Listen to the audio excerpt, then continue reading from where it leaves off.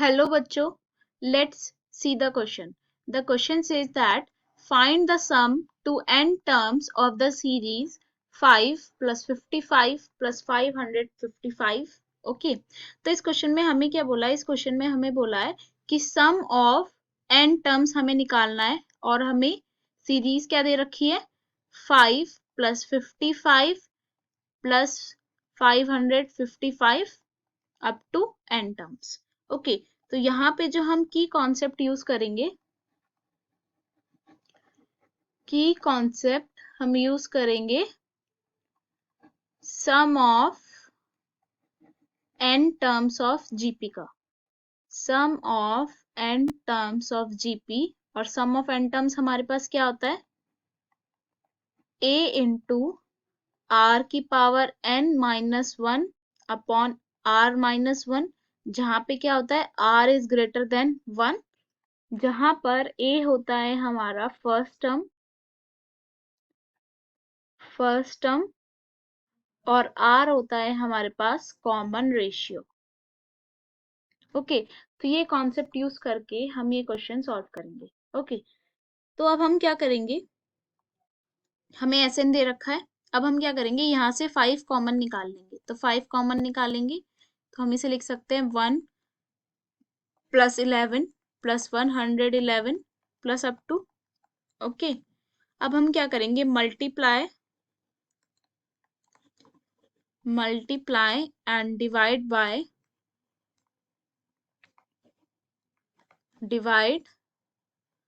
9. अब हम क्या करेंगे? एसएन की इक्वेशन को मल्टीप्लाई और डिवाइड कर देंगे 9 से. तो एसएन को हम क्या लिख सकते हैं? 5/9. डिवाइड कर दिया, मल्टीप्लाई करेंगे तो यह क्या हो जाएगा? 9 plus 99 plus 999 up to n terms. Okay, अब हम इसको क्या लिख सकते हैं? 5/9, इसको हम क्या लिख सकते हैं? 10 माइनस वन प्लस 10 का स्क्वायर माइनस वन प्लस 10 का क्यूब माइनस वन, इसको हम ऐसे लिख सकते हैं, plus up to n terms. Okay, अब हम इसको कैसे लिख सकते हैं? S N is equals to 5/9, 10 plus 10 का स्क्वायर प्लस 10 का cube. Okay, plus up to n terms, इसको हम ऐसे लिख सकते हैं. और जो यहाँ पे जो हमारा 1 बचा, इसको हमने अलग कर दिया. तो हम क्या करेंगे? -1 -1 -1 बच जाएगा अप टू n टाइम्स -1 बचेगा हमारा. ओके, तो हम एस एन को लिख सकते हैं. S N is equals to 5/9, 10 plus 10 का स्क्वायर प्लस 10 का cube plus up to n terms. और अगर हम -1 को n टाइम्स लिखेंगे तो हमारा क्या बन जाएगा? -n. ओके, तो हमारे पास फाइनली एस एन की वैल्यू ये आई. ओके, तो अब हमारे पास लास्ट एस एन क्या था? S N is equals to 5/9, 10 plus 10 का स्क्वायर प्लस 10 का cube up to n terms. Okay, और -n.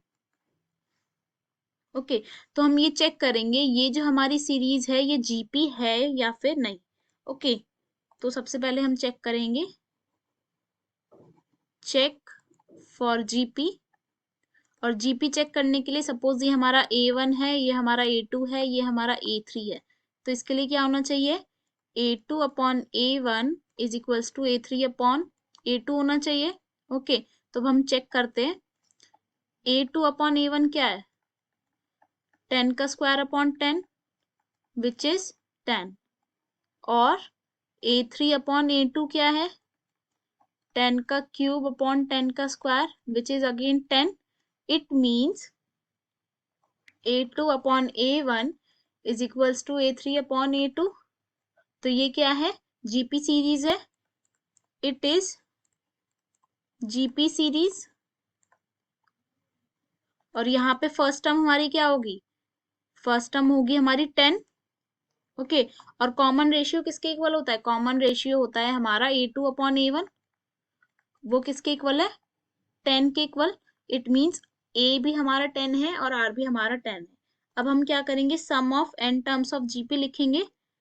Sn इसको हम लिख सकते हैं 5/9 into sum of n terms of GP, और ये क्या होता है हमारा, sum of n terms of GP होता है हमारा a इंटू आर की power n minus 1/r minus 1, जहाँ पे r इज ग्रेटर देन 1 होता है, r ग्रेटर देन 1 है 10, तो यहाँ पे हम पुट करेंगे a हमारा 10 है, तो 10 इंटू 10 की power n minus 1 upon 10 minus 1, और यहाँ पे माइनस n, ये लिख सकते हैं।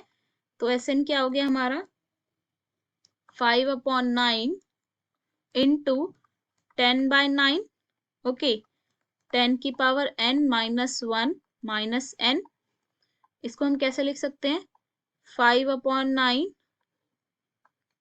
10 की power n plus 1 minus 10 minus 9 n/9, हमने मल्टीप्लाई कर दिया 10/9 को अंदर ब्रैकेट्स में, ओके, और 9 एलसीएम ले लिया, तो हम इसको लिख सकते हैं 5/81 इंटू में 10 की power n plus 1 minus 9n minus 10, okay. तो फाइनली हमारी जो सम आई है सीरीज की, जो हमारी ये Sn सीरीज है, उसका सम आया है 5/81 इंटू 10 की power n plus 1 minus 9n minus 10, okay, और यही हमारा फाइनल आंसर होगा, ओके।